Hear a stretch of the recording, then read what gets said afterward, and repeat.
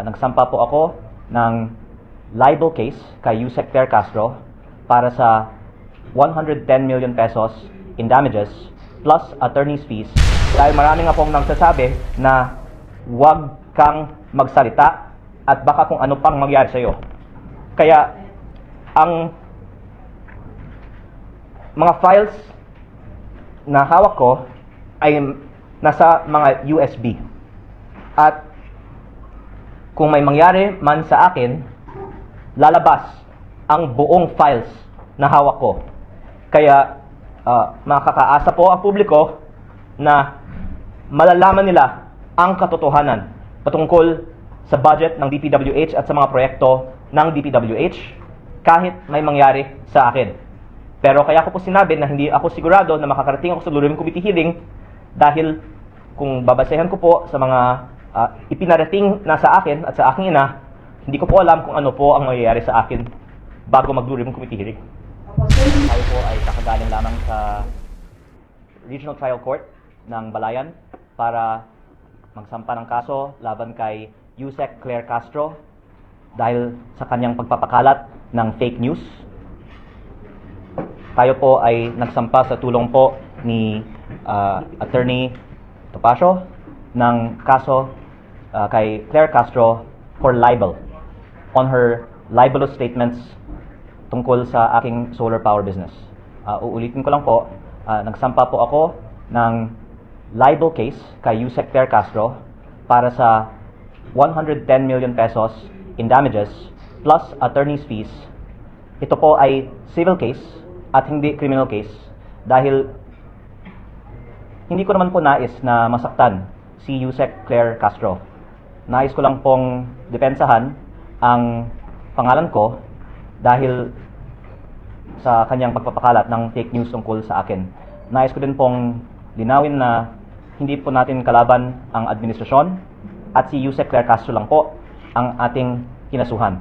Pero ayon po sa advice ng ating lawyer, si Attorney Topacio, si Yusek Claire Castro ay pwedeng kasuhan din ng cyber libel o criminal case, pero dahil ayaw natin masaktan si Yusek Claire Castro, 110 million pesos in damages na lang po ang sinampahan po natin sa kanya at ayaw natin siyang makulong pa. At pag-aaralan natin po ang ating mga susunod na mga hakbang pa sa kanya at sa ibang mga nagpapakalat ng fake news tungkol sa iba't ibang mga issue na nakikita naman po ng taong bayan ay nagpapalihis lang ng usapan mula sa tunay na issue ng korupsyon sa DPWH dahil si Yusek Claire Castro po kasi ay nagsimula ng kanyang mga vlog episodes tungkol sa akin, baka mga 15 na po ang kanyang mga episodes tungkol sa akin, tungkol sa kung ano-anong mga issue. Nung una, tungkol sa Cabral Files, tapos yung prangkisa na sinabi niyang binenta ko na hindi ko naman binenta, tapos yung ibang mga kontrata sa DOE na hindi naman na po sa akin, at kagabi nga po, hindi lang isa, dalawa ang kanyang episodes sa kanyang vlog tungkol sa akin. In fact, in some ways, nakakatuwa na she cares so much about me na ang dami na niya pong content tungkol sa akin, pero sana naman po, pulihin niya ako, wag niya akong i-criticize dahil lahat po tayo ay para sa good governance at laban sa korupsyon. Sana, katulad ng mga iba na kakampi din natin laban sa korupsyon, magtulungan na lang po tayo para ma-achieve ang mga layunin ng administrasyon na wakasan ng korupsyon sa DPWH.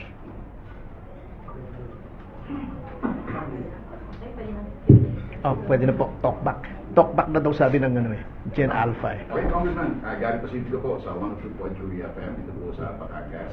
So, ito po bang mga parang fishing expedition sa pag-uungkat ng mga issue laban sa iyo?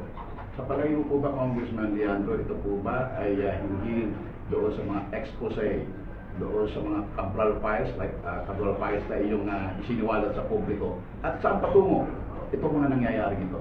Ang taong bayan na po ang pwedeng maghusga na nung lumabas lang yung Cabral Files, doon nagsimula yung mga matitinding atake nila laban sa akin. At si Yusek Claire Castro ang pinaka-high profile na example nito dahil sa dami nga niya po ng mga vlog episodes tungkol sa akin, matapos lamang kong nabanggit na ako po ay in possession ng mga Cabral Files. At ang isang dahilan actually na hindi ko naman sinusubukan na kausapin sila na wag na nilang tamaan ako, ay nakikita naman ng publiko na hindi totoo ang sinasabi nila at ito po ay diversion lamang sa totoong issue. At hindi po ako ang nadi-discredit nila. Dinidiscredit nila ang sarili nila. Kaya pinag-aaralan ko po ang aking mga hakbang at nakita ko actually mabuti pa na magsalita siya kasi wala nang naniniwala sa kanya. Nag-release na po ng UCC si Yusek Claire Castro, and this is the exact quote. Inamin ni Kong Leviste na he is not the owner of Solar para sa Bayan anymore, which has the franchise because he has already divested his shares. He himself is the source. What's your take on this? Ang unang kong sagot ko po kay Yusek Claire Castro, sumagot na lang si Yusek Claire Castro sa korte dahil may kaso na po kami. At ang direkta ko naman pagsagot para sa kaalaman ng publiko ay ang pahayag po kasi niya ay binenta ko ang kumpanyang may prangkisa sa Meralco kaya nagkapera ako daw dahil sa prangkisa. At hindi ko po binenta ang kumpanya na may prangkisa. Ang kumpanyang binenta ko ay ibang kumpanya na ang main asset nito ay lupa sa Nueva Ecija. In fact, pinapasalamatan ko po si Pangulong Bongbong Marcos na siya po ang naging guest of honor sa groundbreaking ng proyekto ng kumpanya na itinatag ko. Ito po ang nagpasok ng pinakamalaking foreign investment sa buong Pilipinas sa taong 2025 at sa ngayon ay nag-employ ng mahigit 10,000 ng ating mga kababayan sa Nueva Ecija. Kaya hindi din po totoo na hindi po ako nag-deliver sa aking mga kontrata.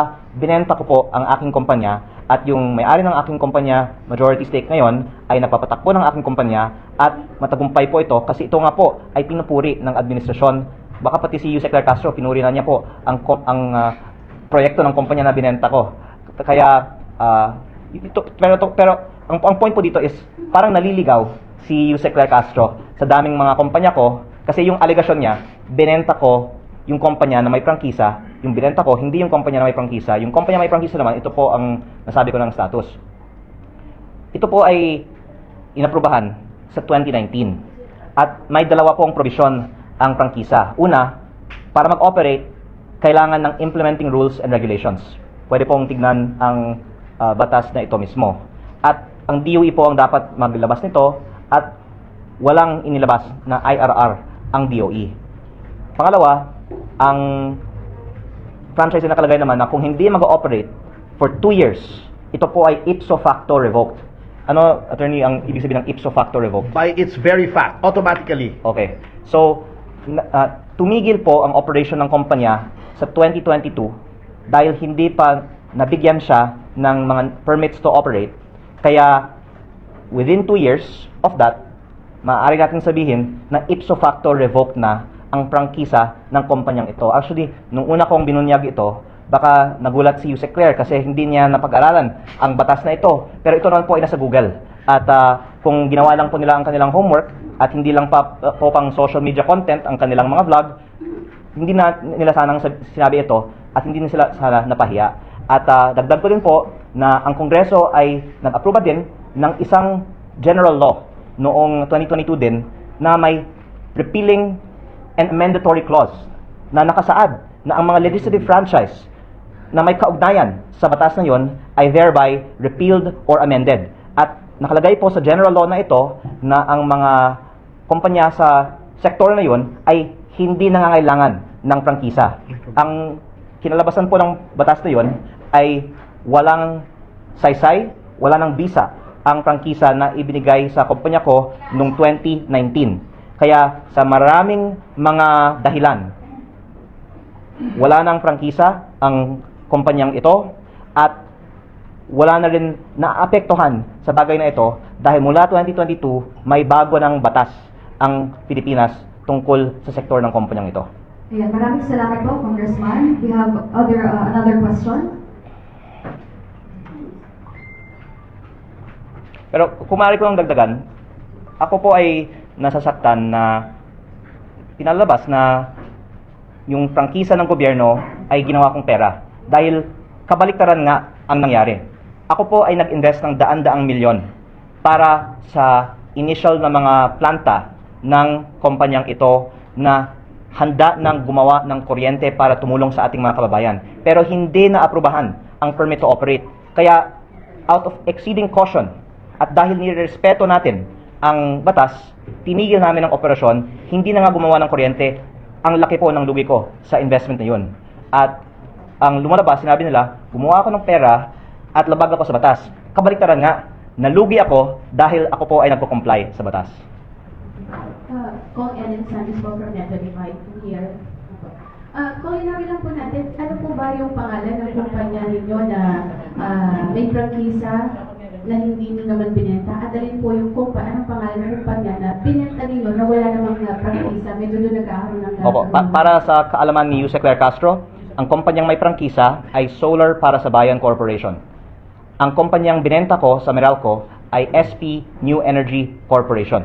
At ang nababanggit, kung hindi pa ako nagkakamali, sa mga pahayag ng DOE, ang SP New Energy Corporation. Kaya actually, nalulungkot din ako na nasama pa sa usapan, ang kumpanyang binenta ko na sa ibang kumpanya, tahimik lang naman po sila, gumagawa sila ng trabaho para sa ating mga kababayan. Pinakamalaking foreign investment nga po ng ating bansa ay nasa kumpanyang binenta ko, at ito nga po ay pinuri ni Pangulong Bongbong Marcos sa November 2024 sa groundbreaking. Tapos dahil hindi nag-research si Yuse Claire, biglang kinontra pa niya ang pagpuri ni Pangulong Bongbong Marcos sa proyekto ng kumpanyang itinatag ko. At ang pinaka masamang consequence nito ay baka mag-isip na ang mga investor, lalo na mga dayuhan, na hindi naman kailangan mag-invest sa Pilipinas. Bakit pa ako mag-invest sa bansang ito kung maaari akong maging content ng vlog ng USEC? Kaya ito po ay actually magbibigay ng chilling effect para sa mga investor sa power sector at ng mga foreign investors. Dahil ang dahilan na hindi ko po naituloy ang ibang mga proyekto ko, na wala pong akong nakuhang kahit piso mula sa gobyerno, pero hindi ko lang itinuloy ang pagpatatayo ng mga private projects ko, ay dahil nga sa hirap sa pagkuha ng mga approvals ng gobyerno. At ito din po ay dahilan na may perception ang mga investor na mahirap magnegosyo sa Pilipinas dahil ang mga negosyante ay ginigipit ng gobyerno. At ang lumalabas, ayoko naman pong magkusga tungkol sa mga polisiya ng ibang mga ahensya ng gobyerno, pero napapatunayan ngayon na kung ikaw ay kahit matinong investor sa Pilipinas, ginigipit ka ng PCO Undersecretary na si Claire Castro. Kaya ang hiling ko na lang po kay Yuse Claire Castro, ang vlog niya ngayong gabi ay patungkol sa paano natin itaas ang foreign direct investment sa ating bansa at paano natin ayusin ang peso to dollar na ngayon ay almost 50 centavos to $1. Kung nabanggit mo kanina yung sa DOE, ano po, sabi ng DOE Secretary, ginughost din daw sila doon sa 24 billion peso na fine na ibinataw sa inyong kumpanya. Well, in fact, sa nabanggit niyo po kanina, parang kayo pa yung nalugi. Opo. At gusto ko lang pong linawin kasi baka akala ng iba, ito ay parang DPWH contract na binayaran ako tapos hindi ko tinapos. Yun pong ibig sabihin ng ghost. Wala po akong kahit piso na natanggap mula sa gobyerno. Ito po ay parang nagtatayo ka ng subdivision o shopping center. Tapos hindi mo ituloy kasi hindi ka nakakuha ng mga permit to operate. At ang mga sinasabi din na ito ay nagresulta sa pagtaas ng presyo ng kuryente ay kabaliktaran din. Unang-una, pwede yung i-research at pwedeng talakayin sa ibang araw. Ako po ang nagtaguyod ng mas mababang mga presyo sa power industry. Kaya maraming ang mga nagalit na pinapababa ko ang presyo. Kaya ang mga may gusto ng mataas na presyo ay may gusto din na hindi matuloy ang ibang mga proyekto ko. Pero yung nagpapataas ng presyo, pag ginigipit ng gobyerno ang mga investor, kaya hindi natutuloy ang mga proyekto. Kaya kumihiling na lang ako sa mga nagsasalita na imbes na mag-atake sa akin, isip lang tayo ng mga paraan na manghikayat ng mga investor na magtayo ng mga investment sa ating bansa. Yan. Meron po tayong susunod na katanungan. Makikiabot na lang po ng isa po munang mic. Okay po, please go ahead po. Pero lilinawin ko lang po, si Secretary Sharon Gurindin ay kaibigan ng aking ina. Kaya ang aking mga pahayag po ay directed kay Yusek Claire Castro, hindi po sa aking mga iginagalang na ibang mga kawani ng gobyerno. Sir, the Senate has sent an invitation to the Office of the Speaker for you to attend the Blue Ribbon Committee. Ang nais kong sagutin dyan ay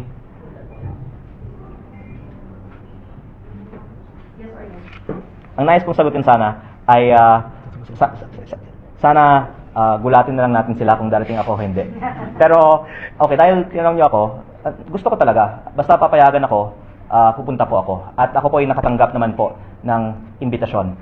At ako po ay lubos na nagpapasalamat sa mga nananawagan para sa transparency sa paggamit ng pondo ng bayan, higit po sa lahat kay Senate President Pro Tempore Ping Lacson. Dahil yung mga ginagawa niya po talaga ay para sa bayan. Marami pong mga natatamaan sa mga Blue Ribbon Committee hearings na ito. Maraming may gustong hindi na matuloy ang mga Blue Ribbon Committee hearings na ito.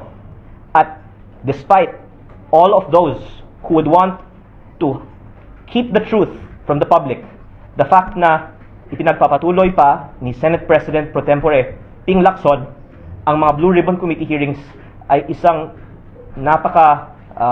gandang patunay na seryoso ang ating gobyerno, lalong-lalo po ang Senado sa leadership po ni Senate President Pro Tempore Ping Lacson para lumabas ang katotohanan sa paggamit ng pondo ng bayan. Sir, can you please clarify kasi sinabi maabot po.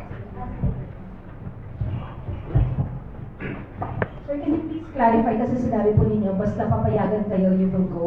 Sino po ang dapat magbigay ng permiso po sa inyo? Okay.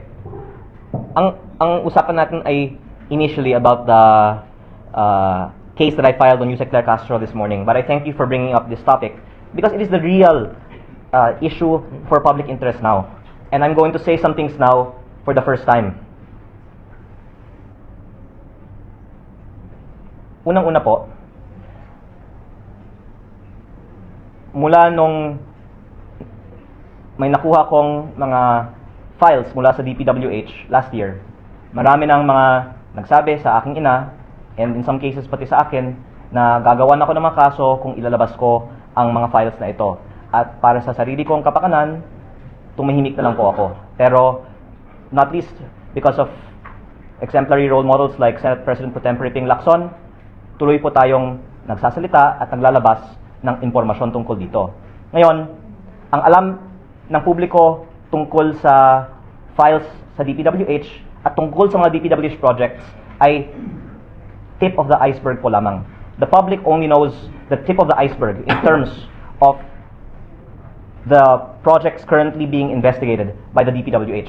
But I hope that the Blue Ribbon Committee hearing led by Senate President Pro Tempore Ping Lacson will increase the public's knowledge of what are really behind these files. And I defer to Senate President Pro Tempore Ping Lacson on doing so because I greatly appreciate also his and even Congress's statement that they will subpoena the Cabral files from the DPWH. And hopefully by doing this in the Blue Ribbon Committee hearing, finally malalaman na ng publiko ano po ang laman nito. Pero tinanong niyo po, bakit ako maaring hindi makarating sa Blue Ribbon Committee hearing kahit na ako po ay nakatanggap na ng imbitasyon? Dahil marami nga pong nagsasabi na huwag kang magsalita at baka kung ano pang mangyari sa iyo. Kaya ang mga files na hawak ko ay nasa mga USB. At kung may mangyari man sa akin, lalabas ang buong files na hawak ko. Kaya makakaasa po ang publiko na malalaman nila ang katotohanan patungkol sa budget ng DPWH at sa mga proyekto ng DPWH kahit may mangyari sa akin. Pero kaya ko po sinabi na hindi ako sigurado na makakarating ako sa Blue Ribbon Committee hearing dahil kung babasehan ko po sa mga ipinarating na sa akin at sa aking ina, hindi ko po alam kung ano po ang mangyayari sa akin bago mag Blue Ribbon Committee hearing. Opo, sir, hindi